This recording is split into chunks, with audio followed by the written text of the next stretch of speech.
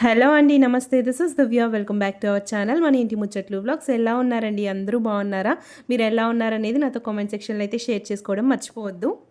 నా ప్రీవియస్ వీడియోలో చెప్పాను కదండీ! పిన్నిని చూడ్డానికి హాస్పిటల్‌కి వెళ్తున్నాము. అలాగే తిరుమలకి కూడా వెళ్తున్నామని చెప్పేసి. దానికోసం అనేసి ఈరోజు సన్‌రైజ్ కంటే ముందే లేచానండి. కుకింగ్ అంతా చేయాలి కదా! మధ్యాహ్నం లంచ్ ప్రిపేర్ చేయాలి. అలాగే అందరికీ బ్రేక్‌ఫాస్ట్‌లన్నీ కూడా ప్రిపేర్ చేయాలని చెప్పేసి.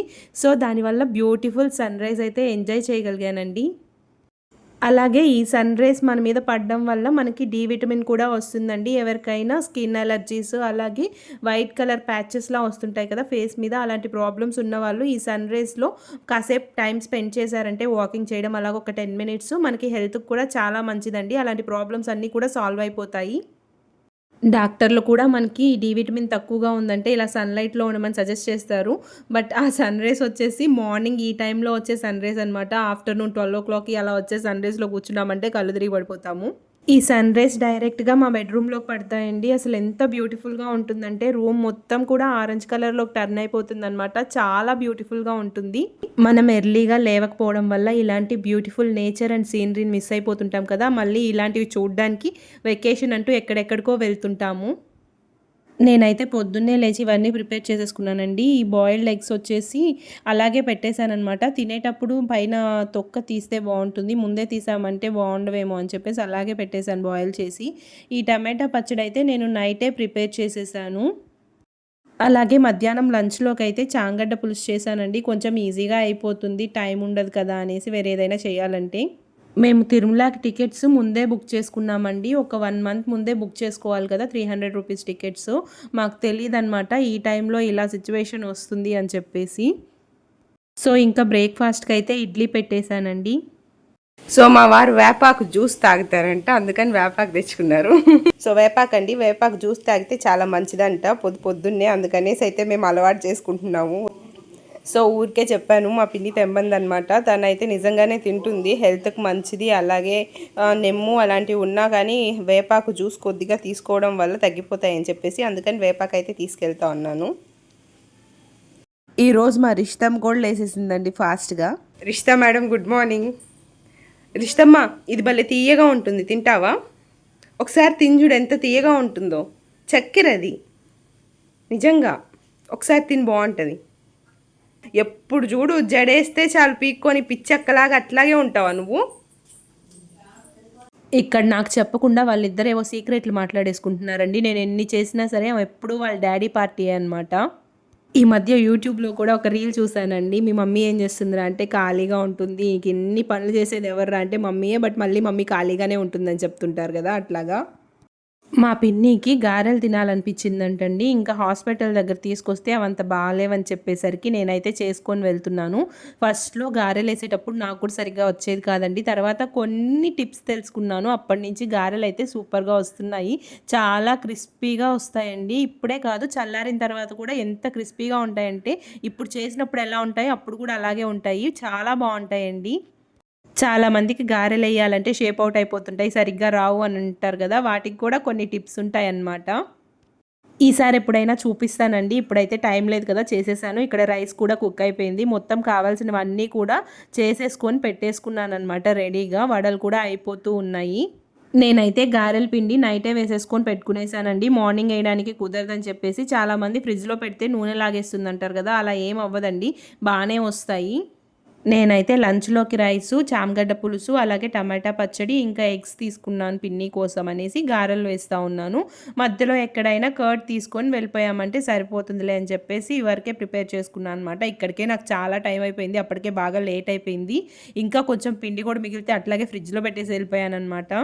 ఈసారి పర్ఫెక్ట్ టేస్ట్ అండ్ టెక్స్చర్‌తో సూపర్‌గా వచ్చాయండి గారెలు. మేమైతే బయలుదేరేసామండి. అసలెంత బ్యూటిఫుల్‌గా ఉందో సీనరీ చూస్తున్నారా? కిందంతా పచ్చగా మొత్తం పొలాలండి. పైన మేఘాలు, అలాగే ఆకాశం కూడా ఎంత పర్ఫెక్ట్‌గా ఉందో చూడ్డానికి అసల. 2 కలిసినట్టుగా అనిపిస్తున్నాయి కదా! నాకైతే కారు దిగేసి ఆ పొలాల్లో కాసేపు తిరగాలనిపించింది. అంత బావున్నాయన్నమాట. చిన్న కాలువ గూడా ఉండింది పక్కన. అసలెంత బ్యూటిఫుల్‌గా ఉందంటే అంత బ్యూటిఫుల్‌గా ఉంది. చాలామంది పొలాల్ని కూడా ఫ్లాట్లుగా చేంజ్ చేసేస్తున్నారండి. ఇలా చేసేస్తే మనం ఫ్యూచర్‌లో ఏం తింటామో ఏమో మరి.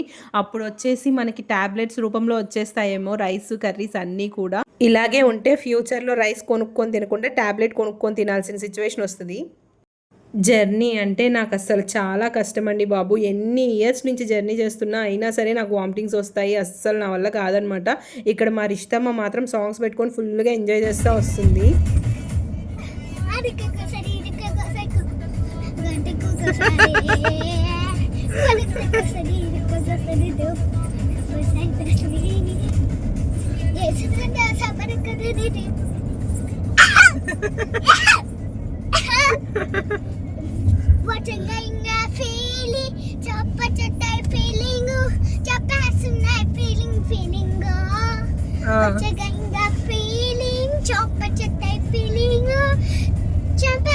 ఏం పాట పాడుతున్నావు ఇష్టమా? ఏం పాట పాడుతున్నావు?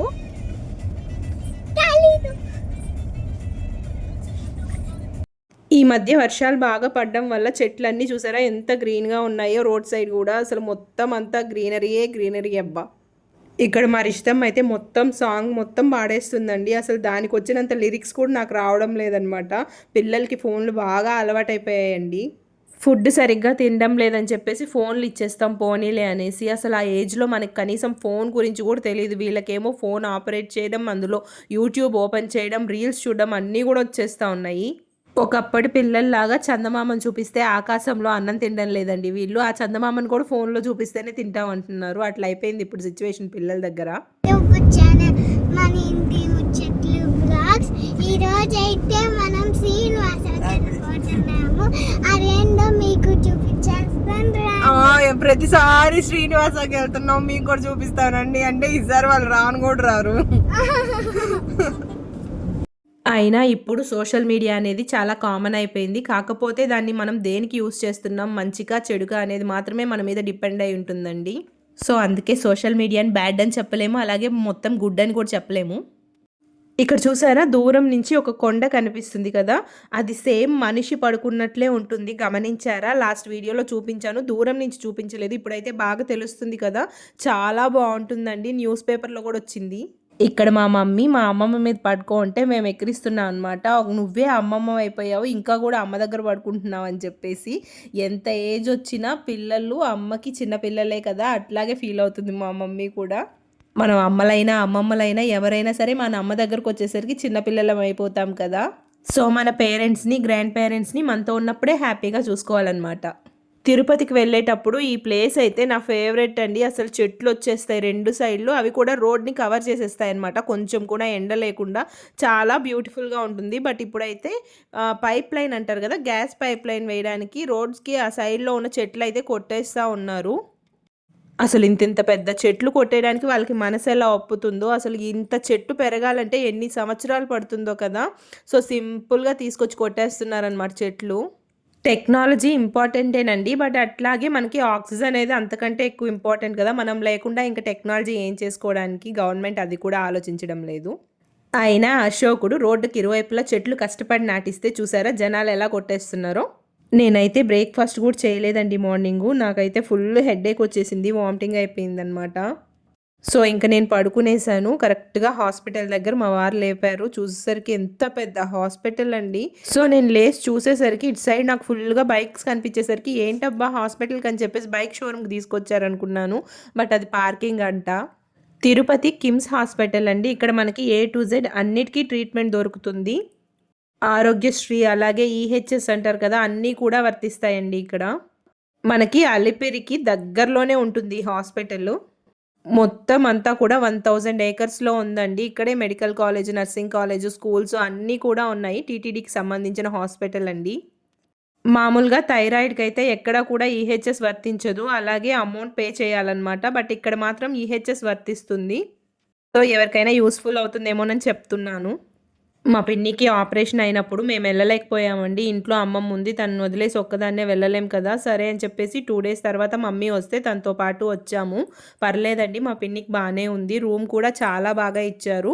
మా పిన్ని ఎంప్లాయ్ కదా, అందుకని ఈహెచ్ఎస్లోనే చేయించుకున్నాం అనమాట. విండోలో నుంచి ఆపోజిట్లో కనిపిస్తుంది చూసారా, అక్కడ మార్చరీ అండి. అసలు నాకు ఎంత భయం వేసిందో మా వారు చెప్పగానే. అసలు ఫుల్గా పేషెంట్లు, జనాలు ఎటు చూసినా సరే ఏడుస్తూ ఉంటే చాలా భయం వేసింది నాకైతే.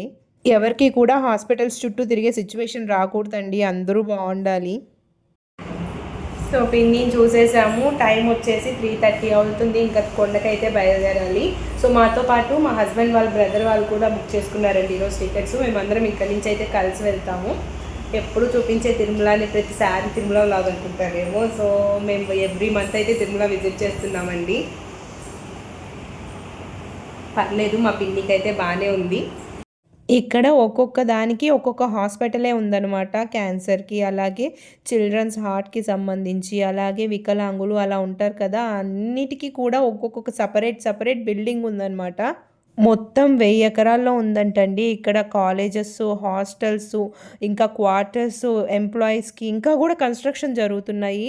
నేను ఇంతవరకు కిమ్స్కే రాలేదండి. నేను ఇప్పటికీ నారాయణ హాస్పిటల్స్ ఇవే చాలా పెద్దవి అనుకున్నాను. ఇక్కడ చూసేసరికి తెలిసింది నారాయణ ఇందులో 10% కూడా లేదని చెప్పేసి. అలాగే ట్రీట్మెంట్ అయితే చాలా బాగుందండి. మెయిన్ మనకు కావాల్సింది హాస్పిటల్కి వెళ్తే ట్రీట్మెంటే కాబట్టి ట్రీట్మెంట్ అయితే చాలా బాగా చేశారు. మా పిన్నికి అయితే చాలా దగ్గరలో చూసామండి మంచి హాస్పిటల్ కోసం. ఫైనలీ ఎవరో తెలిసిన వాళ్ళు సజెస్ట్ చేస్తే ఇక్కడ అంతా బాగుంటుంది ట్రీట్మెంట్ అని చెప్పేసి ఇక్కడికైతే వచ్చాము. ఆపరేషన్ చాలా సక్సెస్ఫుల్గా చేశారు. అలాగే తొందరగా కూడా డిశ్చార్జ్ చేస్తారనమాట. ఉండాలి ఇంకొక 5 డేస్ అని ఎక్స్టెండ్ చేయకుండా అలాగా కరెక్ట్గా ఆపరేషన్ అయింది, పర్లేదు బాగుందని చెప్పేసి 3 డేస్లోనే డిశ్చార్జ్ చేస్తారు. మా హస్బెండ్ వాళ్ళ బ్రదర్ రావడానికి కాస్త టైం పడుతుంది, బయట డిమార్ట్లో ఉన్నామన్నారు. సరేలే, లోపు ఒకసారి చూద్దాం రౌండ్ వేసి హాస్పిటల్ మొత్తం అని అయితే వెళ్ళాము. అప్పుడే కాలేజెస్, స్కూల్స్ అన్నీ వదులుతా ఉన్నారండి. టైం 4:30 అయింది.